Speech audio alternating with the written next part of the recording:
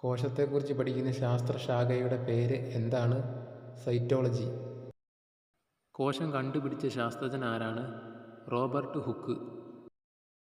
Robert hook കോശം കണ്ടുപിടിച്ച വർഷം ഏത്? 1665. കോശത്തെക്കുറിച്ച് ആദ്യമായി പ്രതിപാദിച്ച ഗ്രന്ഥം ഏതാണ്? മൈക്രോഗ്രാഫിയ. കോശത്തെക്കുറിച്ചുള്ള പ്രധാനപ്പെട്ട സിദ്ധാന്തം ഏതാണ്? കോശസിദ്ധാന്തം. കോശസിദ്ധാന്തം ആവിഷ്കരിച്ച ശാസ്ത്രജ്ഞർ ആരാണ്? എം.ജെ. Schleiden, Theodor Schwann. ഏറ്റവും വലിയ കോശം ഏതാണ്? ഒട്ടകപ്പക്ഷിയുടെ മുട്ട. ഏറ്റവും ചെറിയ കോശം ഏതാണ്? മൈക്കോപ്ലാസ്മ. മനുഷ്യശരീരത്തിലെ ഏറ്റവും നീളമുള്ള കോശം ഏതാണ്? നാഡീകോശം. കോശത്തിൻ്റെ ഊർജ്ജകേന്ദ്രമെന്നറിയപ്പെടുന്നത് മൈറ്റോകോൺട്രിയ.